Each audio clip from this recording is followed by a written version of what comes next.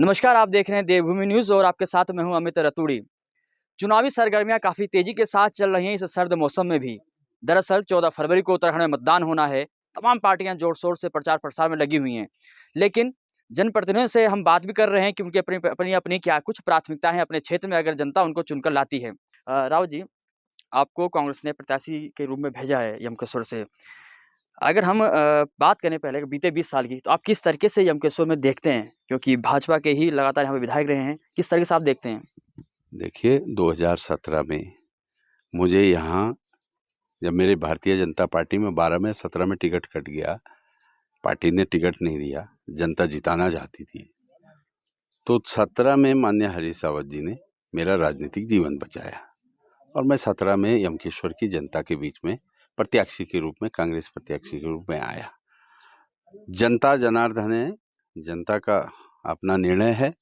2017 में जो है जनता ने भारतीय जनता पार्टी को प्रचंड बहुमत से जिताया, यहाँ से विधायक विधानसभा उत्तराखंड में भेजा।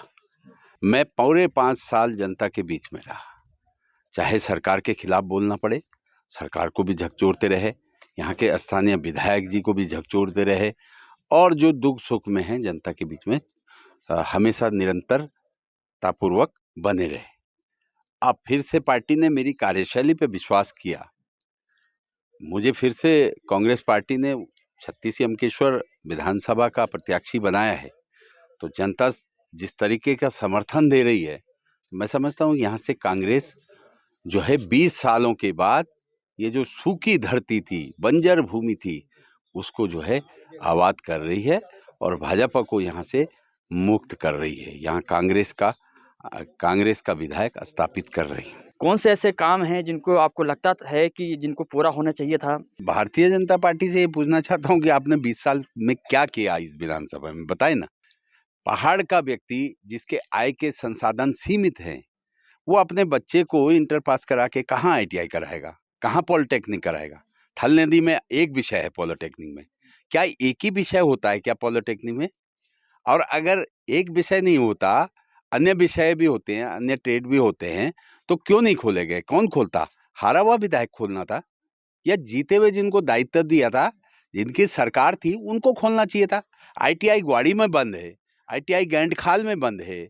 आपका हर तीसरा बच्चा जो है होटल में रोजगार मिल रहा है उसको, चाहे वो पंजाब हो, चाहे हरियाणा हो, चाहे बम्बई हो, बड़े महानगरों में दिल्ली में हो, वो हर तीसरा पहाड़ का बच्चा वहाँ अपना रोजगार के संसाधन उपलब्ध कर रहा है होटल के माध्यम से। यहाँ एक होटल मैनेजमेंट का सरकारी संस्थान नहीं है। बालिका अगर BSc MSc करती है, उसके बाद एक उनके लिए नर्सिंग कॉलेज सरकारी संस्थान नहीं है। आप बताएं ना, विकास तो रहा अलग, हमारी बुनियाद ही कमजोर है। पूरे 20 साल में भारतीय जनता पार्टी ने यहाँ पर छला है, ठगा है। अस्पतालों में एक्सरे मशीन दी हुई हैं, उनके ऑपरेटर क्यों नहीं आए, उनके टेक्नीशियन क्यों नहीं है? सरकार जवाब दे ना। इसका मतलब स्पष्ट है कि आपने तमाम उत्तराखंड में जो है हर अस्पताल में MRI मशीन दे दी, आपने एक्सरे मशीन दे दी और आपने टेक्नीशियन वहां पे नियुक्त नहीं किए। तो इसका मतलब आपकी मंशा ये थी कि उन उन उपकरणों के माध्यम से हमको कमीशन मिल जाए और वहां जनता को लाभ ना मिले। अगर आप जनता के हितैषी थे, तो आपको सरकार के माध्यम से पहले उनकी टेक्नीशियनों की नियुक्ति करनी चाहिए थी, तब उसके बाद अस्पतालों में उपकरण देने चाहिए थे। जुआ का पुल अभी तक नहीं बना, आपका सीला का पुल नहीं बना, आपका सिंथाली पुल जस का तस पड़ा हुआ है, आपका बीन नदी जो ये सिंथाली पुल जो है देवप्रयाग हाईवे को सीधे कुमाऊं मंडल को जोड़ेगा और सारे रोजगार के संसाधन उसके माध्यम से, सड़क के माध्यम से बहुत निकलेंगे। लेकिन क्यों नहीं बने, ये तो ये देंगे जवाब। हम पूछना चाह रहे हैं क्यों नहीं बने 20 साल में, बताइए ना। आज पर्यटन, ये देखिए आप कि पूरा देश विदेश का व्यक्ति घट्टू घाट से ऊपर ही नहीं चढ़ रहा। ऑल वेदर रोड है, इस पे देखिए ना, सरकार जवाब दे। ऑल वेदर रोड पे जिनके कॉन्टेक्ट हैं, जो कॉन्ट्रैक्टर हैं, वो सीधा सीधा बाहर के लोग हैं। स्थानीय लोगों को कितना रोजगार मिला यहाँ? जनता समझ चुकी है कि हम जो हैं आज रोजगार पे मतदान मतदान करेंगे, आज महंगाई जो चरम पे पहुंच गई उस पे मतदान करेंगे, जो बेरोजगार थे शिक्षित बेरोजगार आप जो है हजारों पद जो है सरकार नियुक्ति नहीं कर पाई, उनको भर नहीं पाई हजारों पद। अगर विज्ञप्ति किए हैं तो आवेदन नहीं हो पाए, आवेदन किए हैं तो चयन प्रक्रिया नहीं हो पाई, चयन प्रक्रिया हुई होगी तो नियुक्ति आदेश नहीं हो पाया। ये किसने करना था? प्रचंड बहुमत की सरकार थी, सरकार ने करना चाहिए था। आज उपनल के कर्मचारी कहाँ चले गए? पीड़ित हैं बिल्कुल, और वो इस सरकार को उखाड़ फेंकने के लिए बिल्कुल संघर्ष कर रहे हैं। आज आप पुलिस के लोगों के जो हमारे कर्मचारी, पुलिस के कर्मचारी हैं, अधिकारी हैं, वो कितना इस सरकार के द्वारा उत्पीड़न किया गया। वो उनकी जो मांगे थी, एक भी मांगे जो है नजरअंदाज करी इस सरकार ने। तमाम ऐसे हैं, तमाम ऐसे जो विभाग हैं, आज जो है जो लोग प्राइवेट सेक्टर से कॉन्ट्रैक्टर से दिए जा रहे हैं सरकार को, उनका उत्पीड़न हो रहा है। तो हमारी ये सब चीजें प्राथमिकता होगी। हमको जनता इस क्षेत्र का विधायक बनाएगी। सरकार तो कांग्रेस की बन रही है, क्योंकि इतिहास जब से उत्तराखंड राज्य बना है 2, 7, 12, 17 हमेशा जो सरकार रही है वो सरकार बदली गई है, हिमाचल में भी और उत्तराखंड में भी, छोटे राज्यों में। सरकार कांग्रेस की बन रही है।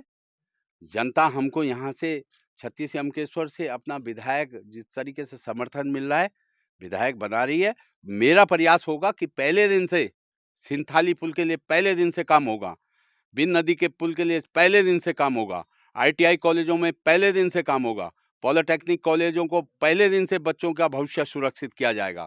सारी चीज, और पर्यटन को और तीर्थाटन को, जो घट्टू घाट से पर्यटक ऊपर नहीं चढ़ा, जहाँ की हमारे पास ढांचा दोनों तरफ है, होटल हैं, रिजॉर्ट हैं, आप गैंड खाल तक होटल आ गए, इधर कोटद्वार से लैंसडाउन गुमखाल गैंड खाल तक सारा ढांचा खड़ा है।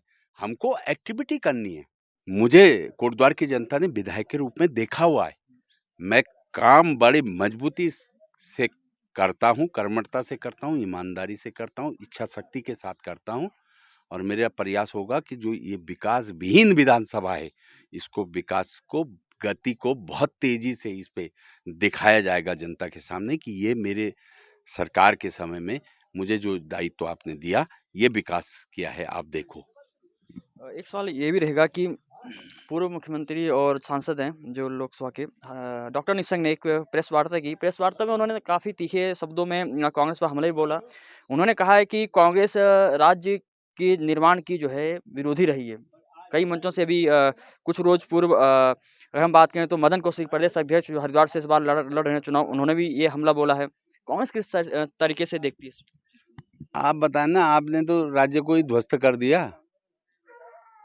माननीय निशंक जी इस प्रदेश के मुख्यमंत्री भी रहे, हम भी उनके साथ सहयोगी रहे विधानसभा में, हम भी उस पार्टी में रहे।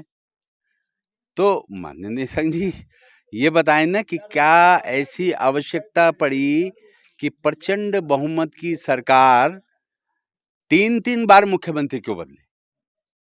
दूसरा, आपके बड़े नेता माननीय राजनाथ सिंह जी कहीं उत्तरकाशी में कहीं गए थे, मैं सुन रहा था, वो इस तरीके का भाषण दे रहे थे कि हम एक मुख्यमंत्री बदलें या 10 मुख्यमंत्री बदलें। मतलब इतनी निरंकुशता आ गई भारतीय जनता पार्टी में, कोई इतना अहंकार आ गया कि जिस जनता ने, जो भगवान के रूप में है जनता, आज हम मत मांग रहे हैं जनता का, आज हम बुजुर्ग का पांव भी छूते हैं, चरण स्पर्श करते हैं, हाथ जोड़ते हैं, विनती करते हैं, अनुरोध करते हैं, और उसके बाद कुर्सी दे दी उस जनता ने हमको।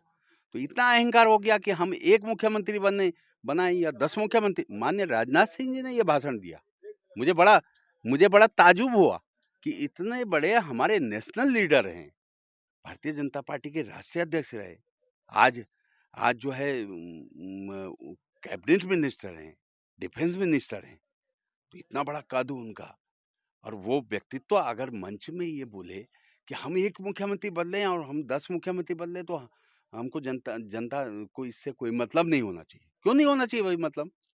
जिस जनता ने दिया एक छोटा सा प्रधान, अगर गांव के लोग उस प्रधान को मत देकर जो है कुर्सी देते हैं, वो प्रधान भी 6 महीने तक समझ नहीं पाता कि कहाँ ब्लॉक होगा, कहाँ बीडीओ होगा, कहाँ पंचायत मंत्री से कैसे काम लेना है, समाज कल्याण एडीओ से कैसे पेंशन करानी है गांव की।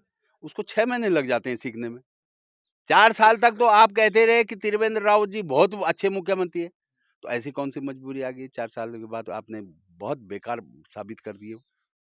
फिर माननीय सांसद जी तीरथ सिंह जी को आपने बनाया, तो तीरथ सिंह जी कब क्या बोलते थे, दिन में क्या बोलते थे, रात को क्या बोलते थे, ये पता नहीं चलता था।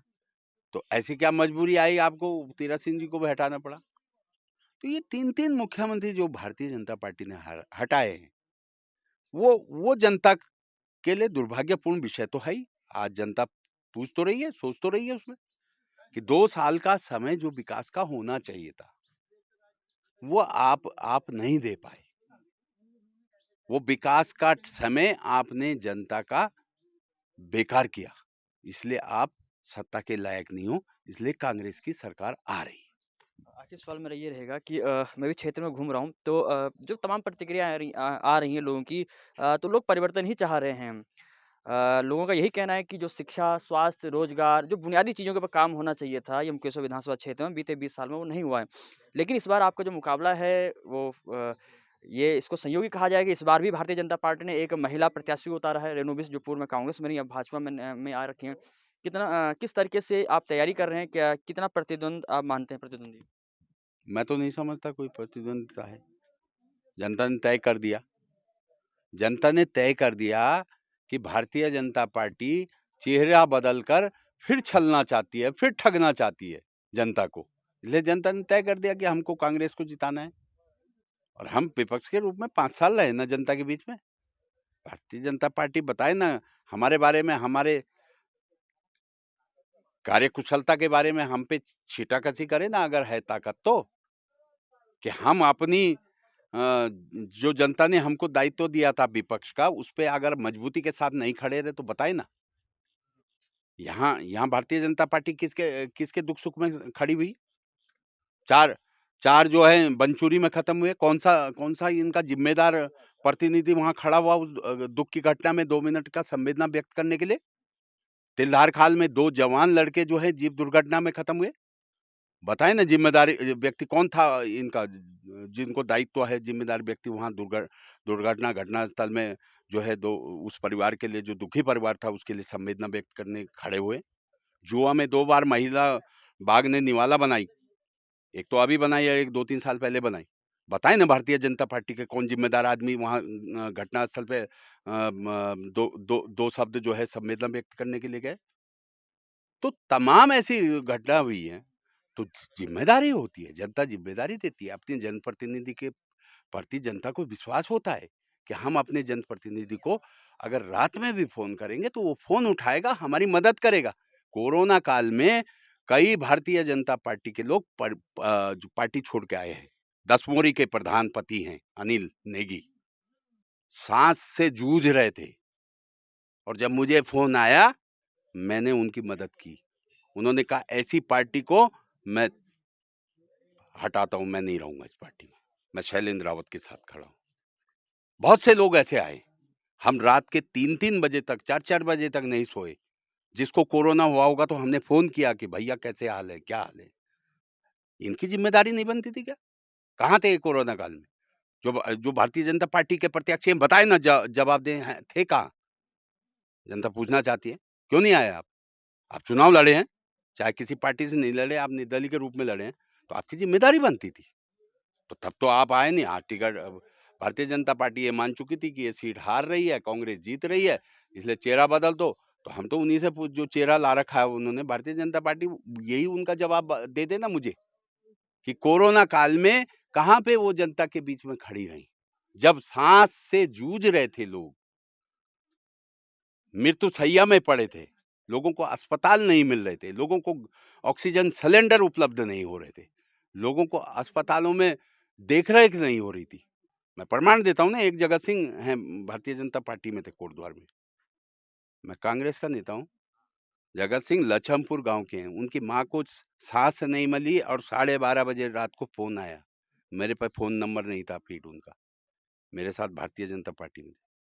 उस व्यक्ति ने भारतीय जनता पार्टी के विधायक को फोन नहीं किया, भारतीय जनता पार्टी के कार्यकर्ताओं को फोन किया। उसकी इतनी उम्मीदें खत्म हो गई थी उस दल से। मुझे रात को 12:30 बजे फोन किया, मैंने रात को 12:30 बजे से लगकर उसको 3:30 बजे जाकर मैं सोया। आज भी पूछ लीजिए, मैं नाम दे रहा हूँ, पूछे ना हम झूठ बोल रहे हैं तो जब जनता के प्रति तुम ईमानदार नहीं होंगे तो जनता तो जवाब पूछेगी। मैं समझता हूँ कि जनता को तो इनको बिल्कुल हटा रही है जनता। कारण है ना, कई जगह तो ये टिकट ही तय नहीं कर पाए, इनको कैंडिडेट ही नहीं मिले। केंद्र सरकार का चुनाव थोड़ा है, ये तो राज्य सरकार का चुनाव है। वहाँ जनता को तो रात को 12 बजे भी अपना विधायक चाहिए। जनता को ऐसा विधायक चाहिए जो फट फोन मिला फट उठाए, समस्या का समाधान करे।